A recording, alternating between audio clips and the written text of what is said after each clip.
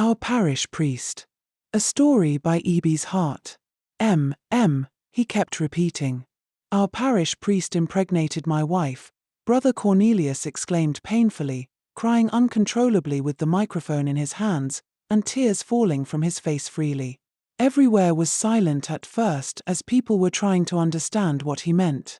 Then the shout started, while some were saying God forbid, others were saying, abomination, it is not possible.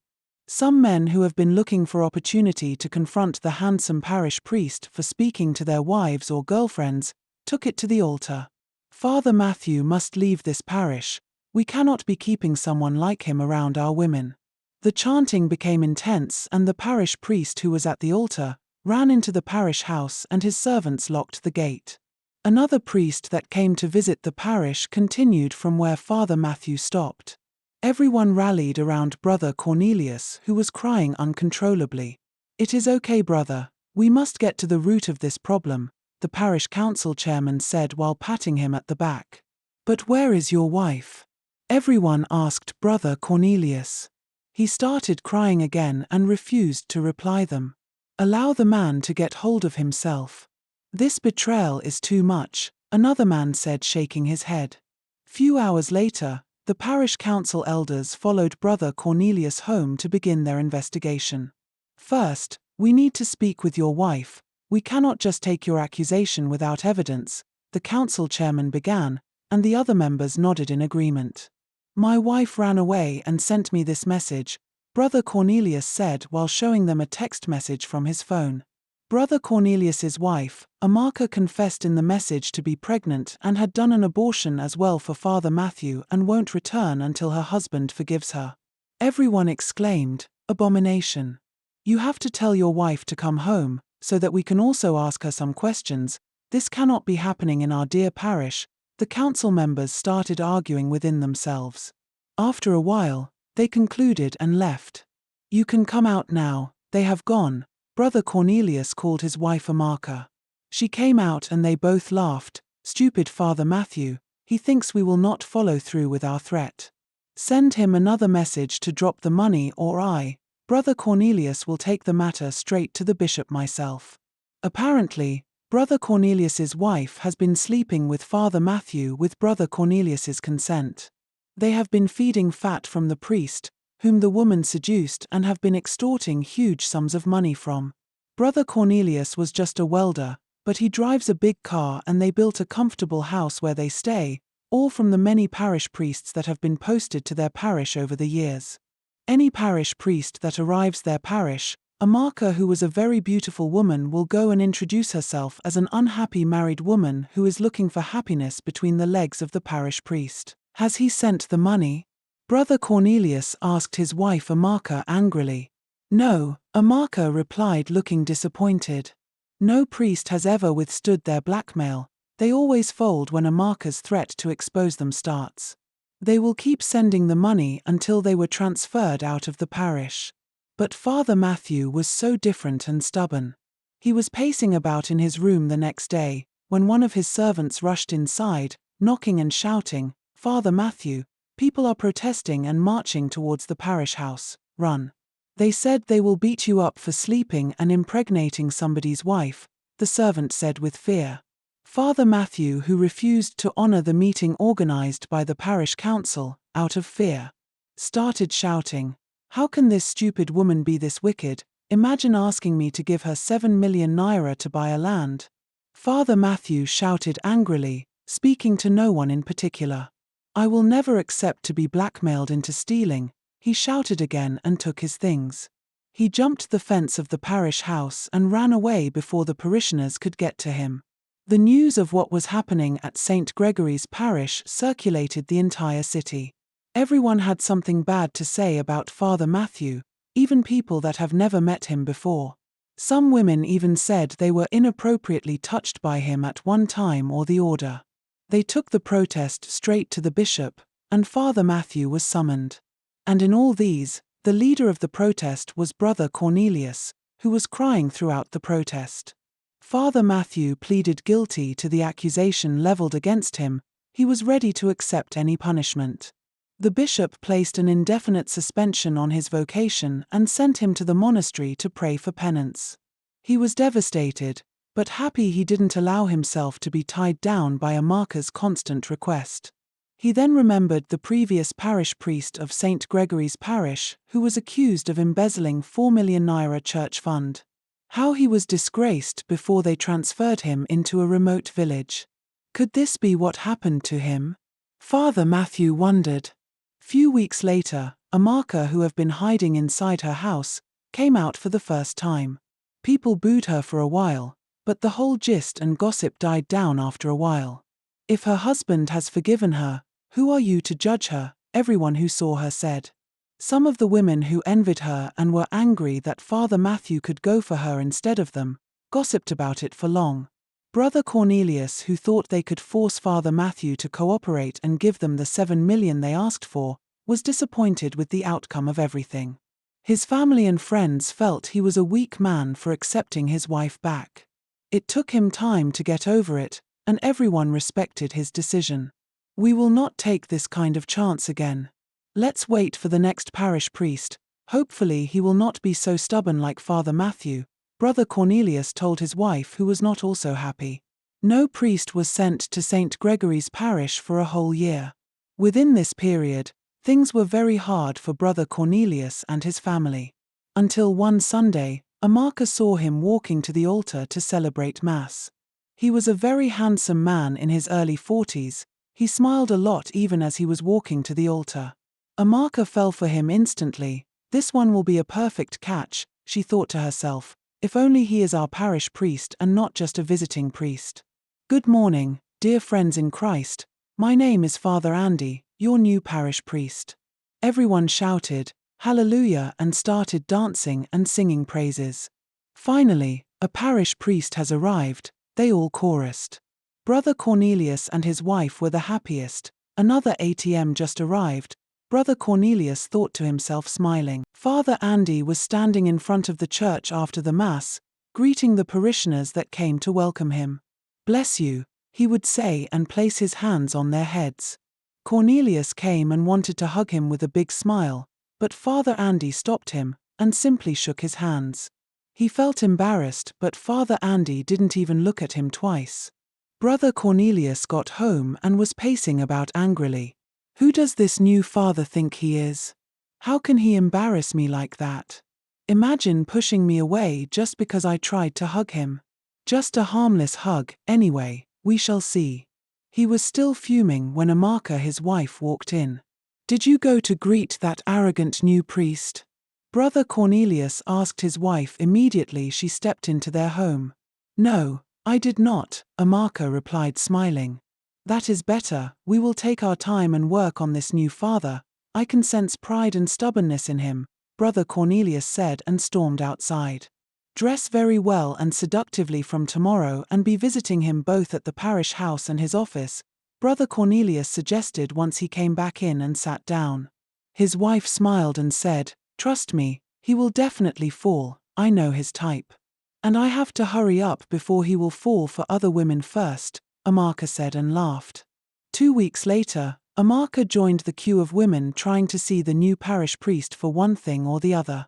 She dressed as if she was going to a club and everyone was looking at her surprised.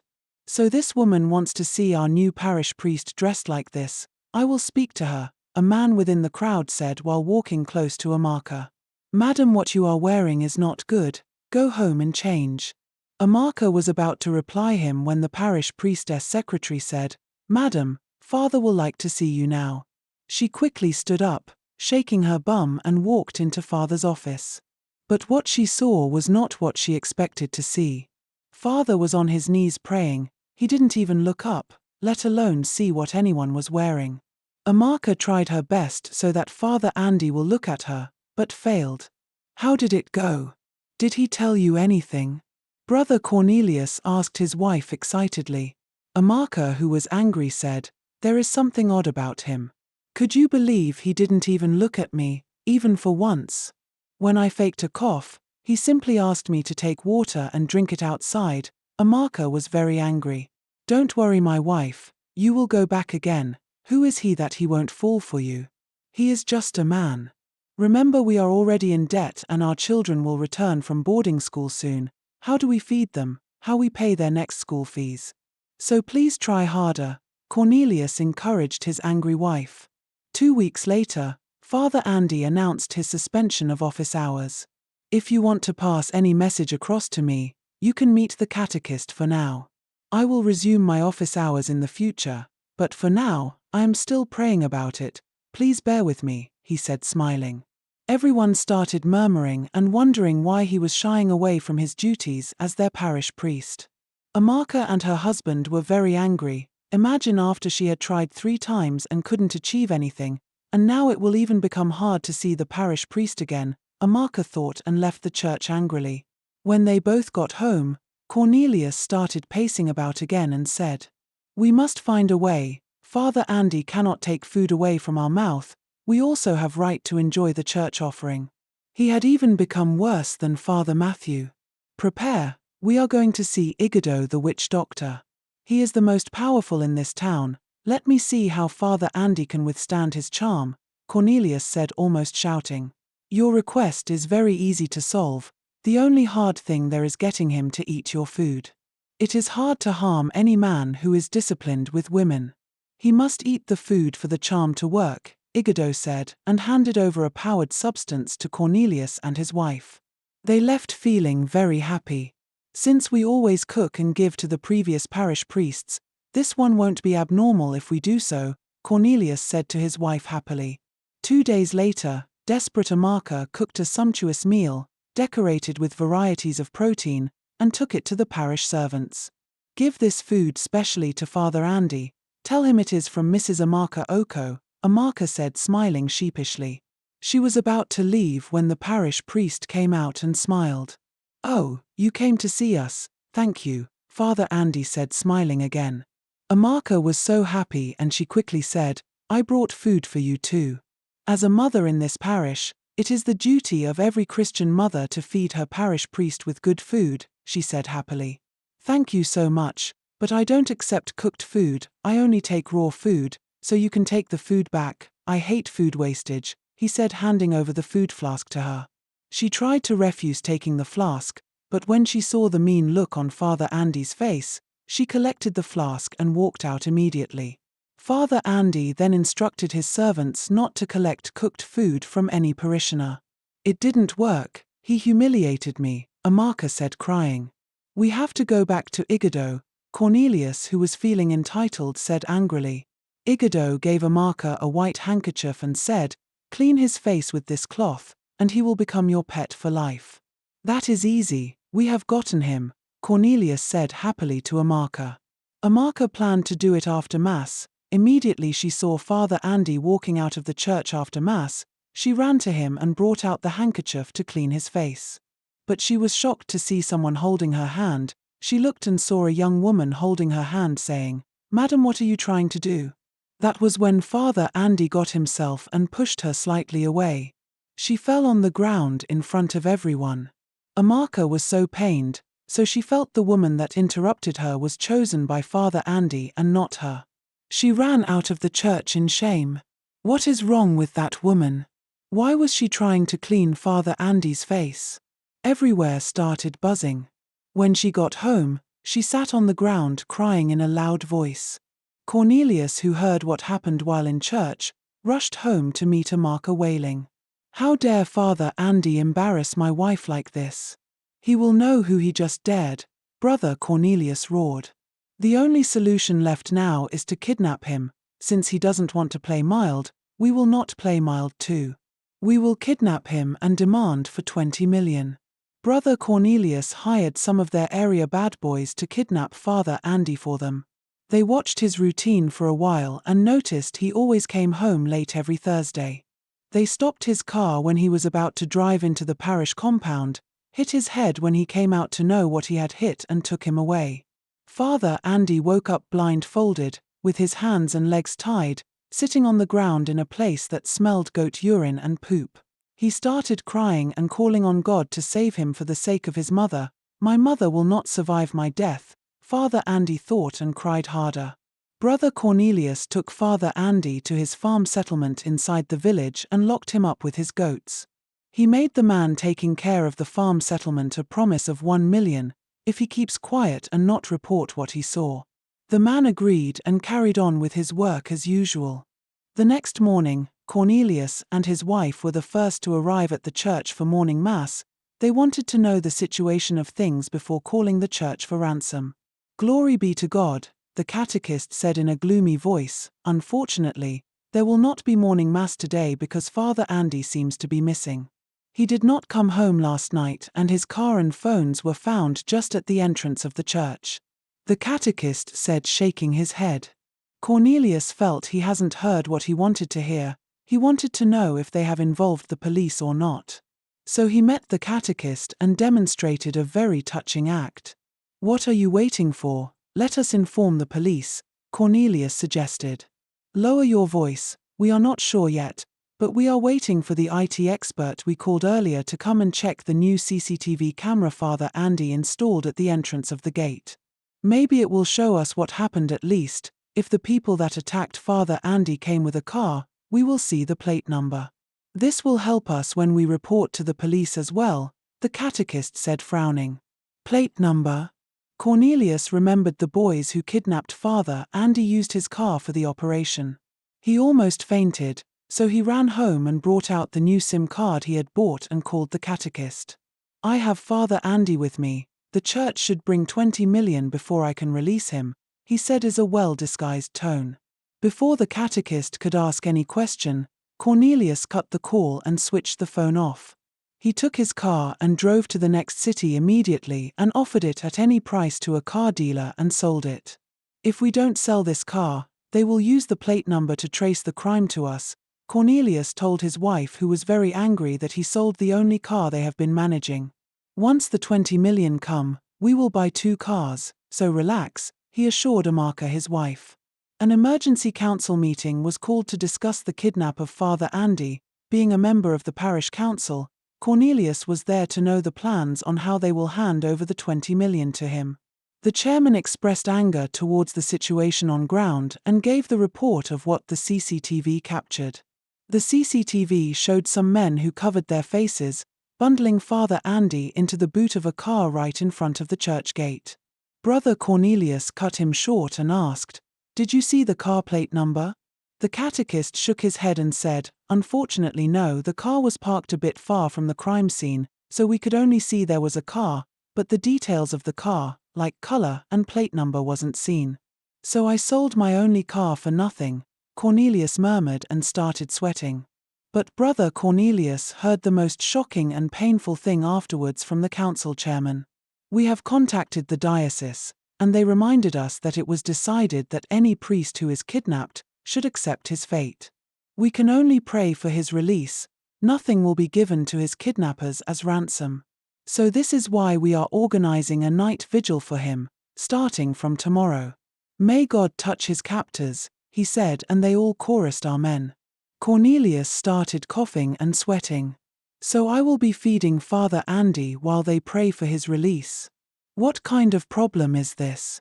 There must be a way out of this. Let me go and torture him first," he thought to himself. When Amaka noticed her husband was back, she quickly joined him to know when they will be receiving their ransom. "The church said they won't pay. They are organizing a vigil to melt the heart of his captors. Can you imagine that?" Cornelius shouted angrily. "Are you saying we will be feeding that stubborn priest with our hard-earned food, while the church pray for him?" Amaka asked and started crying. "That will not work. I am going to call the boys that helped me to kidnap him. They will torture him until he calls his family members to bring money. I don't want to go there at all, to avoid being recognized," Cornelius said while bringing out his phone. He used the money he got from his car sales and rented a taxi. When they got there, he told the boys to blindfold Father Andy properly. They did and started interrogating him while Cornelius watched. He made sure not to utter a word to avoid being recognized. "We asked the church for 20 million naira ransom and they refused to pay. Instead they are praying for your release," the boys said to Father Andy, who was crying and pleading for his life. Give us a number from anyone from your family to call or you will not be here by tomorrow, one of the boys threatened. I am the breadwinner of my family. As the first son, everyone relies on me for help, Father Andy begged. Please do not harm me, just let me go, because keeping me here will not fetch you any money, the church will not pay and I don't have anyone.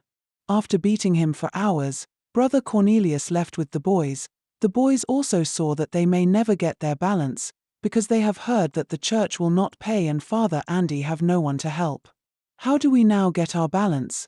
The leader of the area boys asked Brother Cornelius. Your balance? Is that all you know?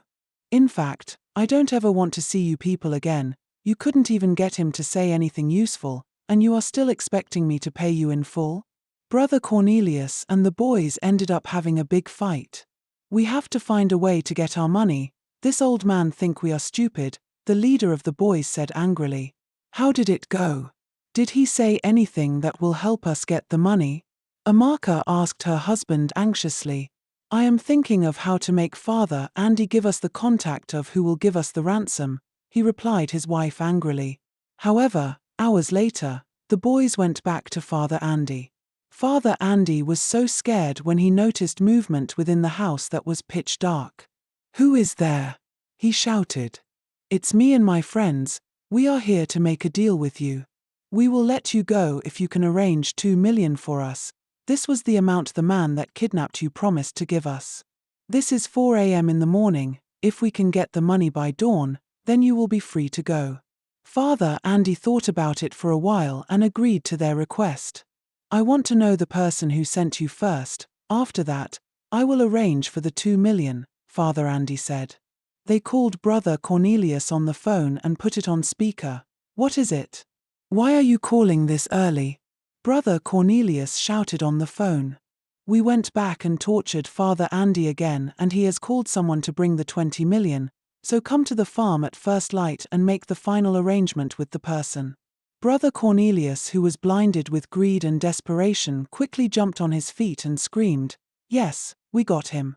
Once it was morning, Brother Cornelius ran as fast as he could, took a bike and was rushing to the location. By then the boys have collected their money and was hiding with Father Andy, watching to show the culprit to him. Father Andy also invited some parish council member to see the culprit, since the boys told him the person was an elder in his parish. They had also informed the police who were on their way to the crime scene. As Cornelius was getting close to the house where Father Andy was locked up, he remembered he doesn't want Father Andy to see his face, so he stood at a corner dialing the number of the boys' leader to make sure his eyes were well covered. But the leader refused to pick up. He started walking slowly to sneak up on them and wave for one of them to cover Father Andy's face. But getting closer, he noticed the door was open. He walked in and saw no one.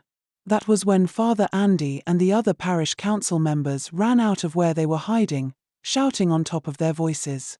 Cornelius opened the back door of the house and ran into the bush. They were raining curses on him and telling him his cup was full and that police was already on their way, not knowing he had run out from a hidden door at the back.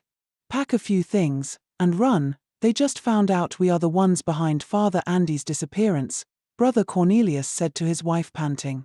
Run? Why should I? Did I know you kidnapped anyone? Amaka's reply threw Cornelius off. What? Are you trying to deny me now? You can't try that, we are both running or I will tell everyone how you contributed to the crime, Cornelius threatened Amaka. Ha ha ha ha, contributed to what? I can see you are delusional. All the years we were married, you have never provided for us. I have slept with countless number of priests because you are not man enough. This house was built by my sweat, and you want me to run and leave it? You are a joke, Amaka said, laughing so loud. Because of the things Amaka was saying to her husband on the phone, Cornelius didn't know when he started running towards his home instead of running away. Let me go and show this woman the kind of person I am. He was running home to beat Amaka up, not knowing Amaka had already called the police. Help me, I think my husband is doing something shady, I think he kidnapped someone. I overheard him on the phone threatening to kill someone if they don't give him money. Please help. Amaka said frantically over the phone, crying. This made Cornelius to meet the police in his house. He tried to run, but they had surrounded his house and he was arrested. Amaka's crying voice was heard by everyone who gathered to witness the shameful arrest of an elder in the church. So this is what this man does. I have always known he cannot build such house through his meager handiwork. Poor Amaka, she must be traumatized.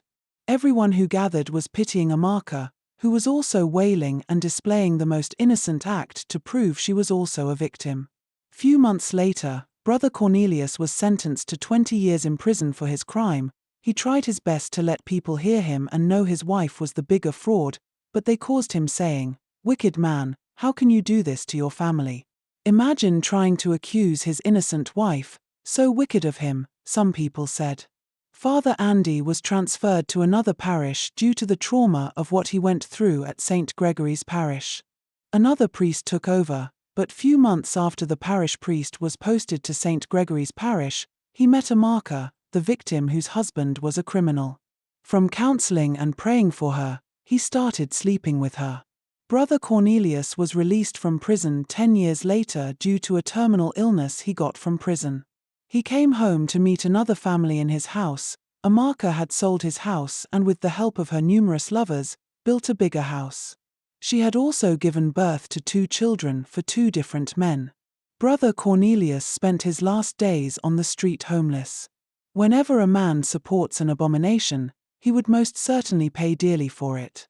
Bad is bad, do not encourage it, no matter what you are gaining. Thanks for watching. Please subscribe.